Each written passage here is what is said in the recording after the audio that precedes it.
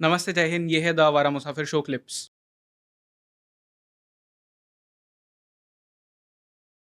तो सबसे पहले छोटा राजन गैंग से ही एक गैंगस्टर थे जिनके बारे में बात करते हैं, बालू डोकरी। हुँ। तो इनका murder I think Rashid Rashid Malabari ने। मालाबारी ने किया था, मलेशिया में किया था। बालू को समझने के लिए बालू से पहले हम रवि पुजारी पे चलना पसंद करेंगे, ओके। क्योंकि बालू की एंट्री रवि के बाद हुई है, रवि की एंट्री पहले हुई है। हमने रवि पुजारी के बारे में जो फर्स्ट एपिसोड हमने रिकॉर्ड किया था उसमें बात की थी, but that was from a different perspective. Different perspective पे तो था।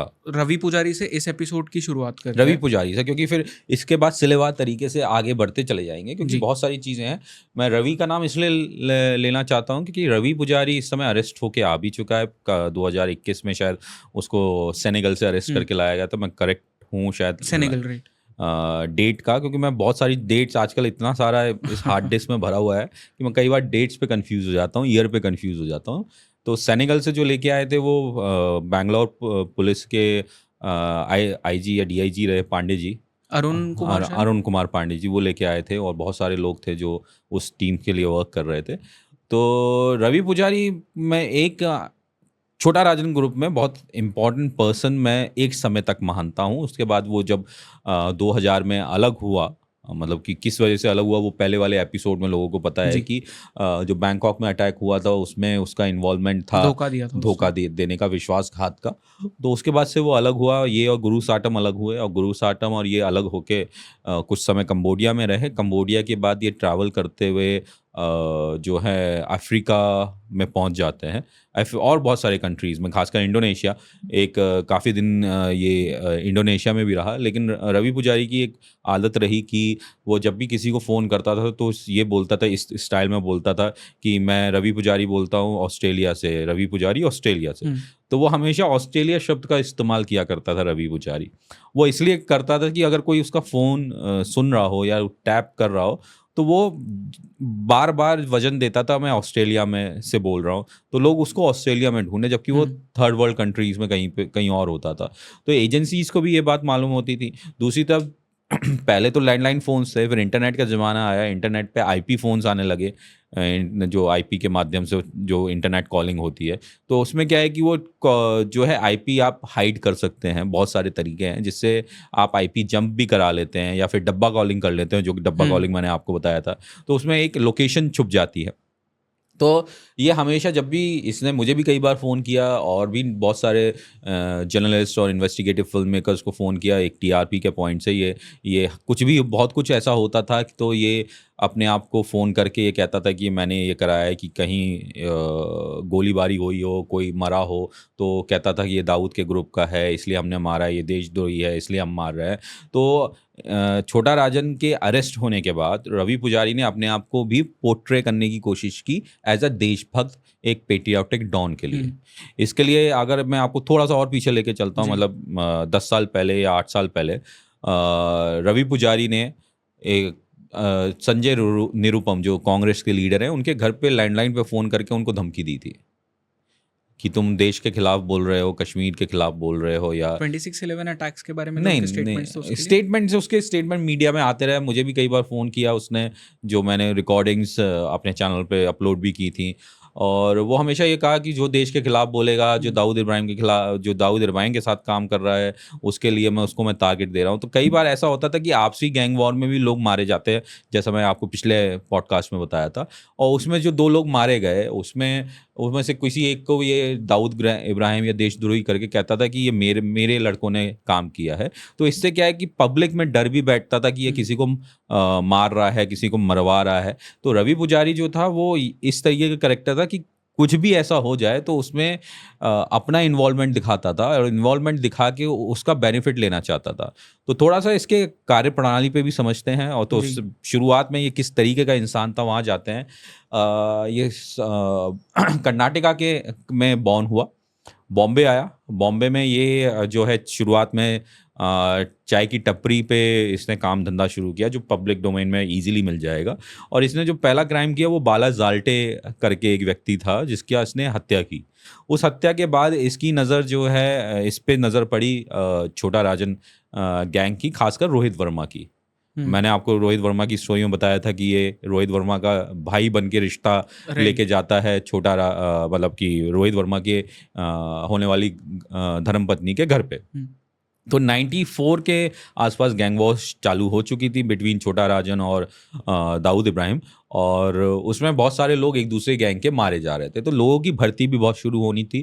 तो जो कंपनी में लेके आने वाला भी जो व्यक्ति था वो था रोहित वर्मा। इसको बाला जाल्टे के बाद जो मर्डर हुआ उसमें जो इन्वॉल्वमेंट था वो रवि पुजारी का था। तो ये वहाँ पे जाके इसने ज्वाइन किया, और ज्वाइन करके ये रोहित वर्मा के अंडर में काम करना इसने शुरू किया। वहीं से उसने काम भी सीखा। साथ ही जिस टपरी पे ये रहता था वहाँ पे ही एक लड़की रहती थी, उसका नाम था पद्मा। पद्मा जो बाद में शादी के बाद पद्मा पुजारी हुई।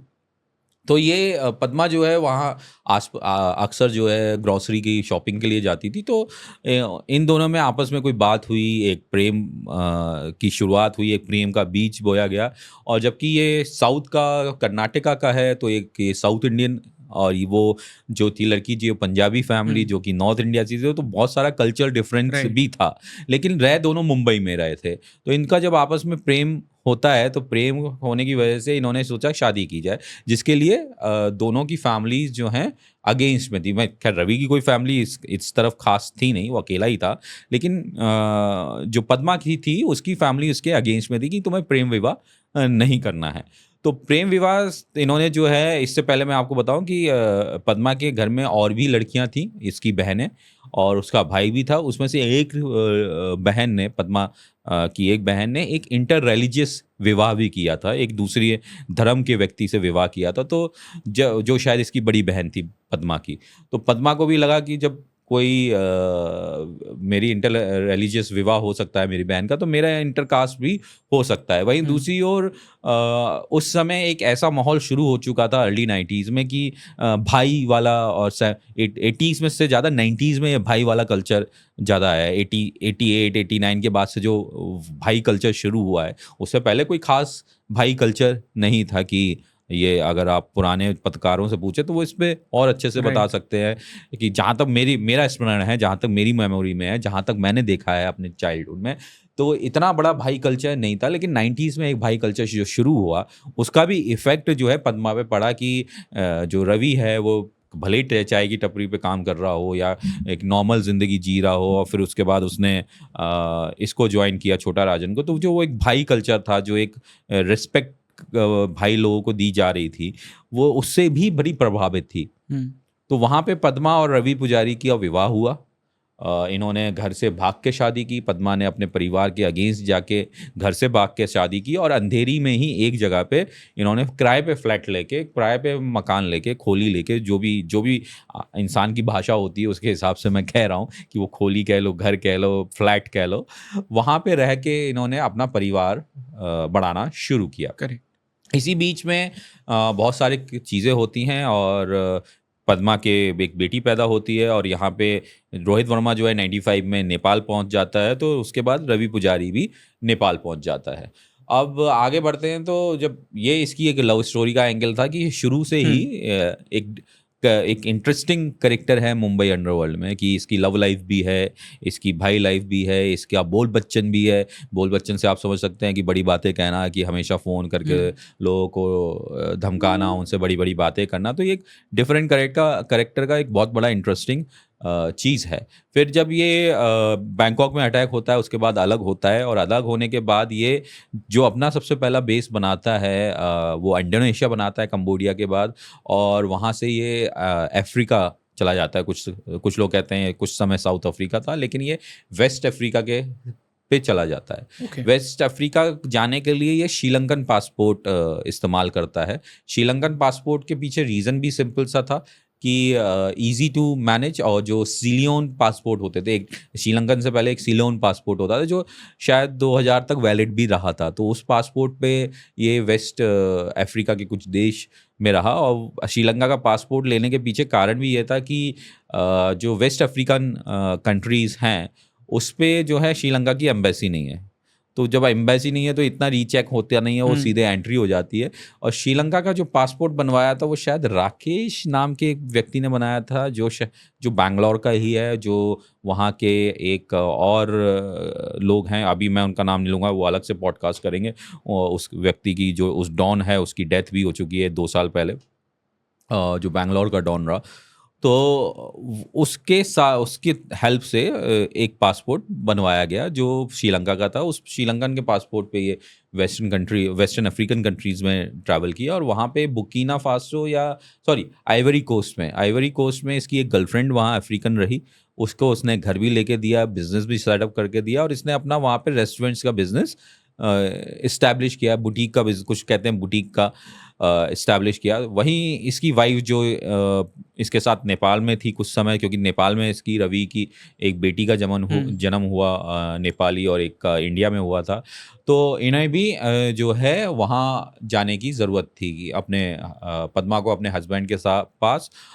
तो इन्होंने जो है साउथ के एक डॉन है जिनका डेथ हो गई, वो जो अपने आप को डॉन कहते हैं, जिनका नाम है मुथप्पा राय, और उसके हेल्प से एक पासपोर्ट बनवाया गया पद्मा का और पद्मा के बच्चों का, और वहाँ से ये बैंकॉक पहुँचती है। बैंकॉक से ये अफ्रीका के कंट्री ट्रैवल करती है, वहाँ पे ये रवि पुजारी के साथ रहने लगती है। तो उसके बाद से पद्मा पुजारी कभी दिखी नहीं थी और आज तक नहीं दिखी। तो नमस्ते इंडिया करके रवि पुजारी ने रेस्टोरेंट्स अपने ओपन किए अफ्रीका में, और एक्सटॉर्शन का बिज़नेस और बहुत सारी बिज़नेस में ये आर्म्स डीलिंग से लेके बहुत सारी और भी चीज़ों में ये इन छोटे-मोटे जो और इंटरनल कनेक्शन होते हैं उसमें ये इन्वॉल्व रहा। फिर इसने श्रीलंका के पासपोर्ट के बेस पे बुकीना फासो की आईडी ली। वो सब आइडियाज़ आपको उपलब्ध करा दूँगा। जी। और उसके बेस पे इसने वहाँ का एक पासपोर्ट भी हासिल किया। पासपोर्ट हासिल करके सिटीज़नशिप के बाद ही मिलता है, और पासपोर्ट पे इसने अमेरिका का वीज़ा भी लगवाया। तो ये अमेरिका भी बहुत जाता था। अमेरिका में ये इसलिए जाता था कि अमेरिका, एक तो जो मैंने बताया कि अमेरिका का वीज़ा और कनाडा का वीज़ा आपके पासपोर्ट पे लगा हो तो आप दुनिया की किसी भी कंट्री में ट्रैवल कर सकते हैं ईज़िली। तो अमेरिका का वीज़ा भी इसको मिला। और अब आप सोचिए कि ओरिजिनल पासपोर्ट इसके पास बुकीना फासो का सेनेगल का, बुकीना फासो की आईडी पे इसने सेनेगल का पासपोर्ट हासिल किया। तो इसने एक सिलेवार तरीके से समझते हैं कि जब ये यहाँ से भागा तो इंडियन पासपोर्ट पे ही था, फिर वहाँ से इंडोनेशिया गया। वो इंडोनेशिया में जब इसका ये इंडियन पासपोर्ट एक तरीके से ख़त्म होने को था, जो दूसरे पासपोर्ट्स थे, तो इसने श्रीलंका का पासपोर्ट लिया। वहाँ से वेस्ट अफ्रीका के देश में पहुँचा। वहाँ से जो है इसने बुकीना फासो की एक आईडी हासिल की एम्प्लॉयमेंट की, जिसमें बहुत सारी चीज़ें लिखी हैं कि ये क्या इन्वॉल्वमेंट है इसका, क्या तरीके का बिज़नेस कर रहा है। और उसके अलावा फिर वो बुकीना फासो की आईडी लेने के बाद इसने सेनेगल की सिटीज़नशिप लेते हुए एक पासपोर्ट हासिल किया से, और उस पे फिर उसने ट्रैवल करना शुरू किया। तो सोचिए कि इसने अपने आप को वहाँ से भागने के बाद, एक तो पैसा भी मिल चुका था जो इसने विश्वासघात किया उसके तहत, और उसके बाद इसको जो है बचते बचाते दूसरे कंट्रीज़ में पहुँचता है, और फिर इसके पीछे पुलिस पड़नी शुरू होती है, ढूंढना शुरू होता है।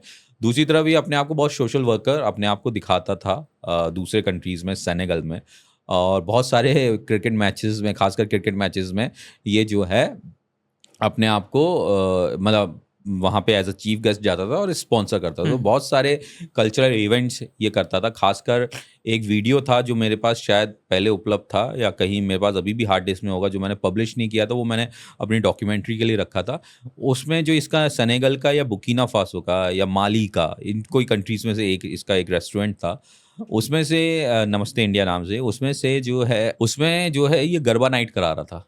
अच्छा। जैसे अभी हाँ। नवरात्रि चल रही है तो गरबा नाइट्स होती है, तो वहाँ पे एक नवरात्रि का गरबा नाइट्स हुआ था। तो उसमें जो विदेश के जो गेस्ट थे सेनेगल, जो उस कंट्री में रह रहे थे विदेशी, जो इंडियन फूड आके खाना चाहते थे, और वो वहाँ के जो बड़े बड़े अच्छे अच्छे जो कद्दावर लोग थे, जो इन्फ्लुएंशियल लोग थे, उनको इनवाइट किया। तो वहाँ पे वो गरबा नाइट हुई, और उसमें ये गरबा अपनी वाइफ के साथ गरबा भी खेला है। वो वीडियो भी मुझे उपलब्ध हुआ था। वो मेरे पास शायद हार्ड डिस्क में होगा, मैंने अपनी डॉक्यूमेंट्री के लिए रखा था। अगर मुझे उचित लगेगा तो मैं आपके साथ शेयर करूँगा। जी। क्योंकि वो उसमें बहुत सारी चीज़ें जो इस पे अभी हम बहुत सारा और भी इन्वेस्टिगेट कर रहे हैं, उसमें बहुत सारे चेहरे हैं जिसको हम थोड़ा-सा अभी पब्लिक डोमेन में नहीं देना चाहते हैं। तो अगर मुझे सही लगेगा, उचित लगेगा तो उतना हिस्सा काट के मैं आपको उपलब्ध कराने का श्योर। प्रयास करूँगा। प्रॉमिस नहीं है, जिन-जिन चीज़ का प्रॉमिस किया वो मैंने आपको जी, उपलब्ध कराई है, लेकिन इस पे प्रॉमिस नहीं कर रहा हूँ। जी। लेकिन वो गरबा नाइट भी अपने रेस्टोरेंट्स में करता था। तो आप सोचिए कि वो जब दूसरे देश में रह रहा था, तो अपने आप को एक अच्छा बिज़नेसमैन दिखाते हुए, एक अच्छा सेवक दिखाते हुए वहाँ पे सारे इवेंट्स कर रहा था। समाज सेवा भी कर रहा है, दिखाने को सब कुछ कर रहा है, लेकिन वो समाज सेवा का जो पैसा आ रहा है, वो इंडिया से एक्सटॉर्शन से आ रहा है। ओके। डरा के, धमका के आ रहा है, तो एक तरफ तो वो समाज सेवी है, हुँ, सेनेगल में और वेस्ट अफ्रीका के कंट्रीज़ में। लेकिन असलियत में वो पैसा जो कमा रहा है, वो डरा के कमा रहा है। इसलिए मैंने कहा शुरुआत में जब भी कोई ऐसा कांड होता था कि चाहे वो 2 लोग आपसी रंजिश में मरे हों, आपसी विवाद में मरे हों, ये हमेशा उनको देशद्रोही या फिर दाऊद इब्राहिम के गैंग से जोड़ के उसको दुनिया के सामने प्रस्तुत करता था। वहीं दूसरी ओर करीम मोरानी, अगर मेरा नाम गलत नहीं है, जो शाहरुख के साथ बिज़नेस पार्टनर है, उसके घर के बाहर भी इसने गोलीबारी की अच्छा। फायरिंग कराई थी। फिर मीडिया में न्यूज़ दिया था कि मैं रवि पुजारी बोलता हूँ, रवि पुजारी ऑस्ट्रेलिया से। यही उसका तरीका था स्टार्टिंग में बोलने का, और आज भी जब तक पकड़ा नहीं गया था, तो सीधे बोलता था, मैं रवि पुजारी बोलता हूँ, रवि पुजारी ऑस्ट्रेलिया से। मैं ठीक है, तो फिर वो करीम मोरानी के घर के बाहर फायरिंग की। तो अब किसी के घर के बाहर फायरिंग हो रही है और मीडिया में ये कह रहा है, तो जो आम लोग हैं उनमें डर तो बैठेगा। हुँ, जब डर बैठेगा तो इसको पैसे की इनकम होगी। तो इसका मोड ऑफ ऑपरेंडी यही था कि 4 जगह फायरिंग करा दो, बाकी 5 जगह से पैसे उठा लो। हुँ, इसलिए इसने एक राजस्थान में किसी एक व्यक्ति को फ़ोन किया, मैं नाम भूल गया। उन्होंने उसको कहा कि तुम 5 करोड़ रुपए नहीं दोगे तो मैं तुम्हारे बेटे को उठा लूँगा, मेरे पास सारी इन्फॉर्मेशन है। तो सामने वाला कह रहा है कि भाई हम इतनी बड़ी पार्टी नहीं है, आपको गलत इन्फॉर्मेशन हुई है। वो कॉल रिकॉर्डिंग फिर मीडिया में भी प्रस्तुत की गई थी, चलाई गई थी, वो पब्लिक डोमेन में आप लोग सुन सकते हैं। तो इस तरीके से सबको हड़काता था। और फिर एक बार किसी सिलसिले में इसने, एक लड़की है जो एनजीओ चलाती है, मुंबई की है, मुझे नाम याद नहीं आ रहा, मुस्लिम लड़की है, उसको भी फ़ोन करके कहता है कि तुम, मतलब कुछ हुआ था, उसने कुछ शायद डी कंपनी या राजन कंपनी के खिलाफ कुछ बोला था, तो उस पे इसलिए बोला था कि मैं वो मुझे नाम याद नहीं है। वो कॉल रिकॉर्डिंग भी है, वो सुनेंगे, आपको बड़ा इंटरेस्ट आएगा कि ये अपने आप को कैसे प्रस्तुत करता था, किस तरीके से अपने आप को सामने वाले को दिखाता था कि ये कौन है। तो रवि पुजारी धीरे-धीरे आगे बढ़ता गया, अपना एस्टेब्लिशमेंट करता गया। फिर अंत में जब इसको अच्छे से ट्रैक किया गया, तो जब ट्रैक किया गया, वो साथ में, हाँ, ट्रैक से पहले मैं आपको बताऊँ, वो जो क्रिकेट मैचेस के फ़ोटोग्राफ्स हुँ, हैं, वो भी मैं आपको दे दूँगा। जी। वो ऑलरेडी उसमें से 1-2 फ़ोटोज़ ऑलरेडी पब्लिक डोमेन में, क्योंकि मैंने वो स्टोरी की थी, तो हाँ, मैंने भी पब्लिश किए थे और लोगों ने भी उसको कॉपी में मेरे से लेके पब्लिश किए थे, तो आप भी उसको यूज़ कर सकते हैं। तो जो पहली बार रवि पुजारी के बारे में सुन रहे होंगे, वो फ़ोटो देख के उनको समझ में आएगा कि अरेस्ट हुआ था तो कैसा था, अरेस्ट से पहले किस तरीके के सामाजिक कार्य वो कर रहा था। तो आप ये मैं इसलिए कहता हूँ कि बड़ा इंटरेस्टिंग कैरेक्टर है। उसके पीछे का सीधा-सा कारण है कि इसने जो विश्वासघात किया, इसने रवि पुजारी ने रोहित वर्मा बन के एक्सटॉर्शन किया, बोल बच्चन किया, उसकी वजह से रोहित वर्मा कई बार फँसा। फिर इसने उसी अपने दोस्त को, जिसके लिए रिश्ता माँगने गया, उसके लिए विश्वासघात हुँ, किया। फिर जब वेस्ट अफ्रीका में रहा, तो वहाँ पे इसने एक लड़की के साथ अपना संबंध बनाया, उसको गर्लफ्रेंड बनाया, और उसको एक जो है घर भी खरीद के वहाँ पे दिया, एक बिज़नेस भी एस्टेब्लिश करके दिया, और साथ में अपनी वाइफ़ और बच्चों के साथ ये रहा। बच्चे भी जो हैं विदेश में पढ़े, वो बुर्किना फासो या सेनेगल में नहीं, वो यूरोप में किसी अच्छे स्कूल में पढ़े, और आज बच्चे बड़े हो चुके हैं, सब अपनी जगह सेटल्ड हैं। मुझे मालूम है कि उसके बच्चे और पद्मा जो है ये वीडियो 100% देखेगी, ये मुझे पता है। तो बच्चों से कोई लेना-देना नहीं है, इसलिए मैं उनके नाम को भी उजागर नहीं कर रहा हूँ, उनकी आइडेंटिटी को उजागर नहीं कर रहा हूँ, जबकि मुझे मालूम है कि आज की तारीख में बच्चे कहाँ हैं और वो क्या-क्या पढ़ाई कर रहे हैं और क्या-क्या पढ़ाई कर चुके हैं। तो इन्वॉल्व नहीं करना चाहता हूँ, मुझे मालूम है कि वो एपिसोड देखेंगे ज़रूर।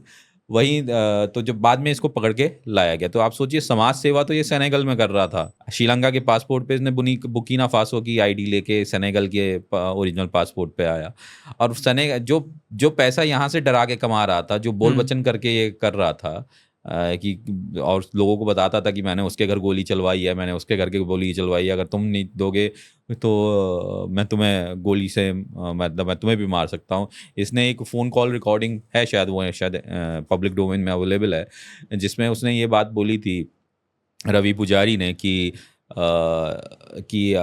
मैंने तुम्हें शाहरुख खान पता है ना कितना बड़ा आदमी है, मैंने उसके पार्टनर के घर पे गोली चलाई है, तुम जानते हो ना शाहरुख खान कितना बड़ा आदमी है, मैं उसके घर पे गोली चलवा सकता हूँ, तो तुम्हारे घर पे भी चलवा सकता हूँ, तुम्हें भी मार सकता हूँ। ये बात उसने एक्सटॉर्शन करने के लिए जिससे को कहा था, उस पे भी इसने ये इस तरीके से दबाव बनाने की कोशिश की थी। फिर 2 लोग इसमें बड़े इम्पोर्टेंट हैं जो साउथ के हैं, क्योंकि ये मुंबई के बाद साउथ में भी हुँ। इसने बहुत पैर जमाने शुरू किए थे, और वो पैर इसने जमाए थे खासकर बैंगलोर में मैंगलोर के बीच में, और इसने वहाँ पे बहुत ज़्यादा आतंक भी मचाना हुँ। शुरू किया था। किस और तरह का आतंक? मतलब एक्सटॉर्शन, गोली चलवाना, मर्डर करवाना। तो वहीं दूसरी तरफ मैं आपको कुछ और नाम भी बताना चाहता हूँ जो इसके साथ एसोसिएट रहे, जो इसके साथ वर्क करते थे, तो इसका मोड ऑफ ऑपरेंडी आपको और अच्छे से समझेगा। तो एक्सटॉर्शन करने के लिए फ़ोन नंबर्स तो चाहिए होते हैं, हुँ। राइट? तो ये फ़ोन नंबर इसको निकाल के कौन देता था? एक व्यक्ति है जिसका नाम था पांडु पाई।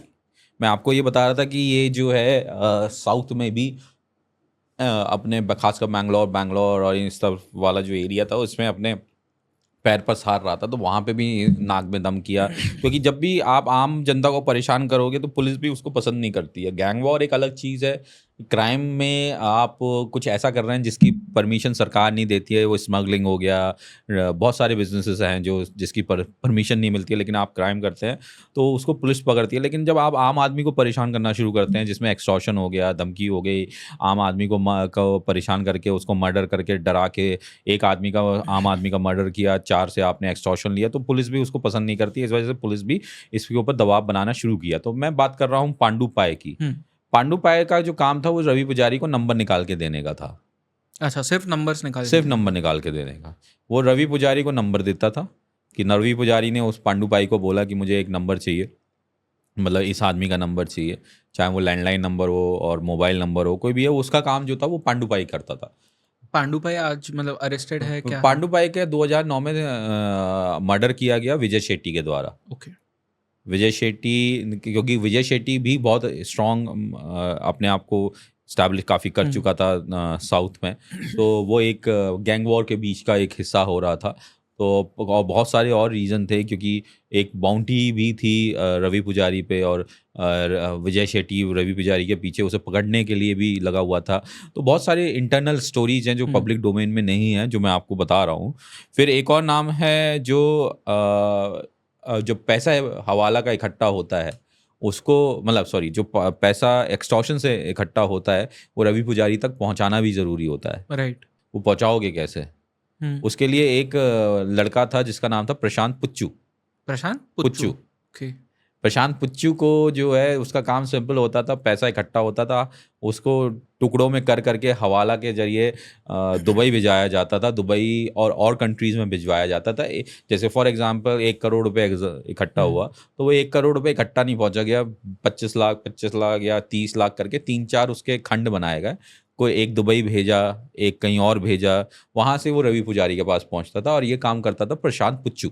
पर ये जब पैसा सिर्फ रवि पुजारी नहीं, ये जितने भी बड़े गैंगस्टर्स हैं, इनके पास में जब ये एक्सटॉर्शन मनी पहुँचती थी या इनके जो भी काले कारनामे हैं, उससे जो भी पैसा आता था, वो इनके पास पहुँचता था। तो इसे ये लोग स्टोर कहाँ करते थे? मतलब कैश में ही आ रहा था सब कुछ? देखिए, एक्सटॉर्शन का पैसा तो कैश में आएगा, तो इसको फिर बैंक रख अकाउंट कहाँ ट्रांसफ़र रहे तो थे? नहीं होगा ना। क्योंकि आप बैंक में जाके तो अब डाल नहीं सकते सीधे-सीधे ये। देखिए, एक्सटॉर्शन का पैसा है, आज आप मेरे साथ बैठे हुए हैं, ठीक है?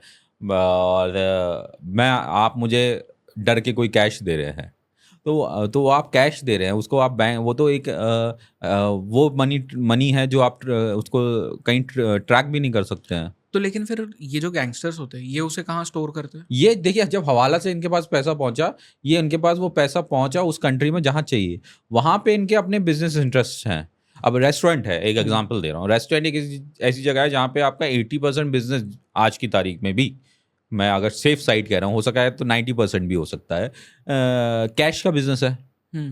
कितने लोग आज भी जो हैं पेटीएम या क्रेडिट कार्ड यूज़ कर रहे हैं। बहुत सारे कंट्रीज़ में क्रेडिट कार्ड ही है, अपनी तरह यूपीआई पेमेंट नहीं है। बहुत सारे ऐसे कंट्रीज़ हैं, वहाँ पूरा बिज़नेस कैश का है, हुँ। 100% बिज़नेस कैश का है। राइट।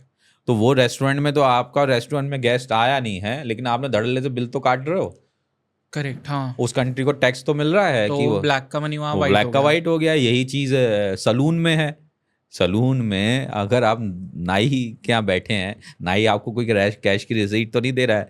हाँ, कुछ ब्रांड्स बन गए हैं, उनके पास एक कस्टमर आया, उसने 500 का बाल कटवाया या 1000 के बाल कटवाए, फेशियल कराया, क्योंकि मैं तो दाढ़ी मूंछ बनवाता नहीं हूँ, तो मुझे नहीं पता कि कितने पैसे लगते हैं, लेकिन मैंने एक 500 रुपये एग्जाम्पल के लिए कहा।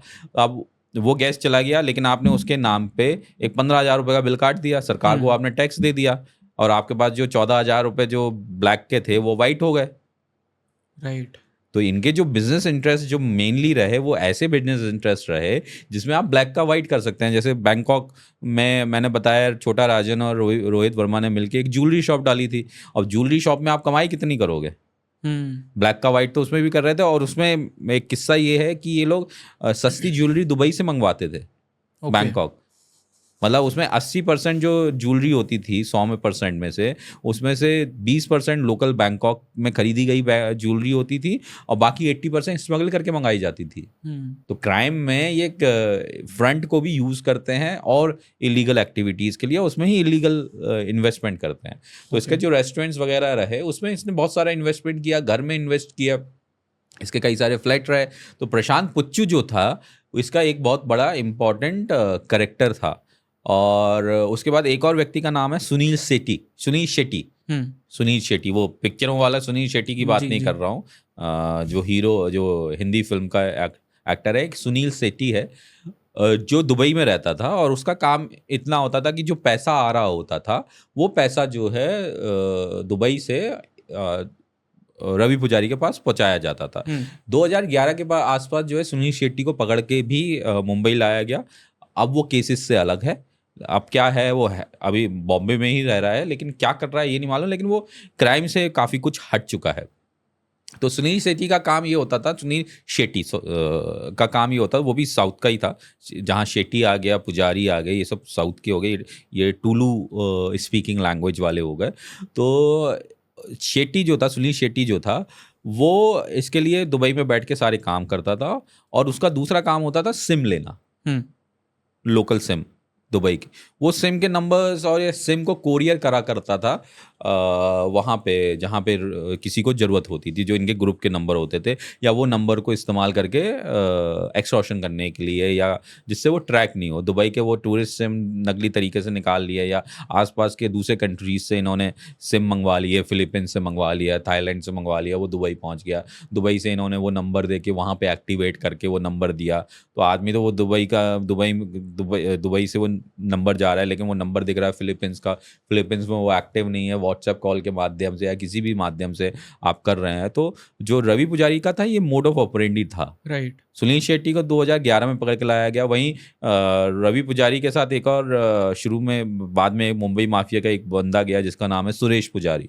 सुरेश पुजारी को भी अरेस्ट करके कुछ दिन पहले लेके आया गया, और उसका नाम कोई पाई से उसका नाम का पासपोर्ट था, जिसकी कॉपी भी मैंने अपने एक वीडियो में दी भी थी। और जब वो फिलीपींस में अरेस्ट हुआ वीज़ा एक्सपायर होने के बाद या पासपोर्ट एक्सपायर होने के बाद, तो वो वीडियो का कॉपी भी मेरे पास थी जो मैंने पब्लिश की थी। मैं ही पहला व्यक्ति था जो सुरेश पुजारी के ऊपर इतनी डिटेल्ड एपिसोड किए थे। फिर उसके को पकड़ा कैसे गया, उसके पासपोर्ट्स की कॉपी और उसका सब कुछ। क्योंकि जब मेरे को अच्छे से याद आ रहा है कि 2010-11 के आसपास ये वहाँ से भाग जाता है सुरेश पुजारी फिलीपींस, बहुत सारे रीजन से। दुबई में ही रह रहा था और दुबई से ही चलाया था। तो उसके बाद ये सुरेश पुजारी भी रवि पुजारी से अलग हो गया, तो ये एक साथ ही काम किया करते थे, और खासकर साउथ में। तो प्रशांत पुच्चू जो है फंड्स को इधर से उधर करता था, सुनील शेट्टी दुबई में बैठ के इसको जो है फंड्स इधर से उधर ले जाना,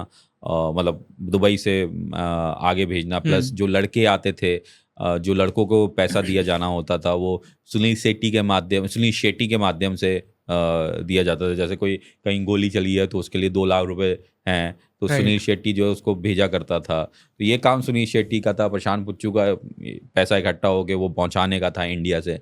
और एक और नाम था, मैंने पाई बताया था, उसका जो था काम था नंबर निकालने का। तो ये पूरा एक सिलेवार तरीके से बना हुआ इसका सिंडिकेट था सिंडिकेट था, जो इसने रवि पुजारी ने रोहित वर्मा और छोटा राजन के साथ रह के सीखा। लेकिन इसकी जो बोल बचन की आदत थी कि ये करता कोई और था, या पुलिस एनकाउंटर में ही कोई मर गया बदमाश तो उसका क्रेडिट ये लेता था कि मैंने उसको मरवाया है, वो उसको पाकिस्तान से सपोर्ट था, या फिर वो देशद्रोही है। ये सब चीज़ें करता था, मंत्रियों को फ़ोन करके धमकी देता था। इसका एग्जाम्पल मैंने आपको वो बताया, संजय निरुपम को दिया, जब उसने किसी कश्मीर पे बोला या कुछ बोला। फिर इसने जो है एक और जो शायद व्यक्ति हैं जो कश्मीर से ही था, जो दिल्ली में था उस समय, वहाँ पे इसने गोली चलवाई थी दिल्ली की एक रैली में। फिर पुलिस सबको फ़ोन करके जो है इसने फ़ोन किए उस पर्टिकुलर नंबर से, और सारे रिपोर्टर्स को किया, मुझे भी फ़ोन किया। फिर दिल्ली क्राइम ब्रांच ने को मेरा नंबर भी दिखा उसमें, तो दिल्ली क्राइम ब्रांच ने मुझसे संपर्क किया कि बोले यार आपके पास क्यों आया। मैंने कहा मुझे तो इसने फ़ोन किया रवि पुजारी ने कि ये खबर देने के लिए, मैंने पब्लिश नहीं की उस न्यूज़ को। क्यों तो पब्लिश नहीं किया था आपने? वो देखिए, वो एक टीआरपी मॉन्गर था, उसे टीआरपी चाहिए। लोग वो दिखाना चाहता था कि मैं भी दाऊद इब्राहिम जितना बड़ा हूँ। इसलिए मैंने आपसे इसलिए पहले भी कहा कि दाऊद इब्राहिम पे जितने लोग पॉडकास्ट कर रहे हैं, या दाऊद इब्राहिम पे जितनी स्टोरीज इंटरनेट पे लिखी जा रही हैं, या यूट्यूब पे एक वॉइस ओवर के माध्यम से स्टोरीज की जा रही हैं, वो सिर्फ टीआरपी के लिए की जा रही हैं, एक हिट्स के लिए की जा रही हैं कि उसकी फ़ोटो लगा दी तो तुरंत एक भीड़ आनी शुरू होती है। तो उसको भी टीआरपी चाहिए थी, वो भी टीआरपी का भूखा था, उसे भी चाहिए था कि मीडिया 24 घंटे मेरे बारे में बात करे। तो इसलिए वो कुछ भी कहानी बना के, या किसी का भी को भी देशद्रोही से को बना के या दाऊद के साथ जोड़ के, वो हमेशा इस तरीके की हरकत करता था और मिसलीड करता था जर्नलिस्ट को। जो लोग इन्वेस्टिगेट नहीं करते थे, जो लोग सिंपल ऑफिस में बैठे, उनका काम है कि भाई कोई न्यूज़ मिली उसको आगे प्रेजेंटर को दिया, फिर प्रेजेंटर उसको कैसे प्रस्तुत कर रहा है विदाउट चेकिंग द फैक्ट्स। आजकल तो न्यूज़ इसी तरीके से बहुत सारी चैनल्स चल रहे हैं, तो बहुत सारी फेक न्यूज़ चल जाती हैं कि कोई एक आदमी मर गया तो सभी चला देते हैं, ट्विटर से लेके सब पे। और ये जो मर गया होता है उसके बारे में उसको कोई फ़ोन करके नहीं पूछता कि भाई, या उसके परिवार वाले को कोई नहीं पूछता है कि भाई ये जीवित है या मर गया, सीधे चला देते हैं। न्यूज़ वाले भी चला देते हैं कि अभी अभी हमारे संवाददाता ने बताया फला आदमी मर गया, और फिर चलिए हम उस संवाददाता से बात करते हैं, 15 मिनट उसमें लगा देते हैं। वो 15 मिनट उस पे लगाने से अच्छा है कि आप उस व्यक्ति के बारे में जानें, उसके परिवार से संपर्क करें कि पता करें कि वो जीवित है या नहीं है। फिर बाद में जब उस व्यक्ति को पता चलता है, वो ट्वीट कर रहा होता है कि भाई मैं जीवित हूँ, ये न्यूज़ क्यों चला रहे हो। कई बार ऐसा होता है। तो जो फैक्ट चेक है वो बंद हो गया है जर्नलिज्म में, या फिल्म्स में, या डॉक्यूमेंट्रीज़ में। वो फैक्ट चेक बंद हो गया है, बस एक टीआरपी के पॉइंट से हर चीज़ बनाई जाती है, जो गलत है। तो ये जो मैंने नाम बताए शायद आपने पहली बार सुने होंगे, बहुत सारे लोग पहली बार सुनेंगे, लेकिन फिर बहुत सारे बिजनेस ये करता रहा। जो आपने कहा कि ये ब्लैक का वाइट कैसे करते थे, वो मैंने आपको बताया। तो इसको अरेस्ट करके लाया गया। आज की तारीख में ये इंडिया में ही है, जेल में है और अपनी सज़ा काट रहा है। बहुत सारे केसेस चल रहे हैं, कुछ केसेस में ये बरी भी हो जाएगा, कुछ केसेस में इसको सज़ा भी मिलेगी। जो तरीके होते हैं, कुछ केसेस पुराने हैं लेकिन कुछ केसेस नए हैं। तो ये हमेशा गोली चलवाता रहता था, टीआरपी का भूखा था, सबको फ़ोन करता था, और ये एक हिस्सा है रवि पुजारी का। इससे रिलेटेड आप कुछ पूछना चाहें तो पूछ सकते हैं। रवि पुजारी का सबसे पहला क्राइम कौन सा था? बाला जाल्टे। बाकी तो ये छोटे मोटे करता था। जो सबसे बड़ा क्राइम उसने किया था वो बाला जाल्टे वाला मर्डर किया था। किसी डी कंपनी के किसी आदमी को कोर्ट के बाहर मरवाया था?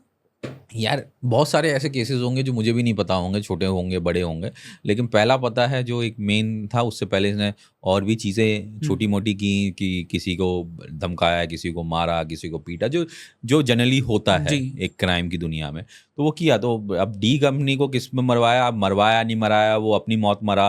तो ये फिर वही बात आई कि ये अपना जो है कहना कि ये काम मैंने किया, तो उसका कोई तथ्य नहीं है, कोई फैक्ट नहीं है।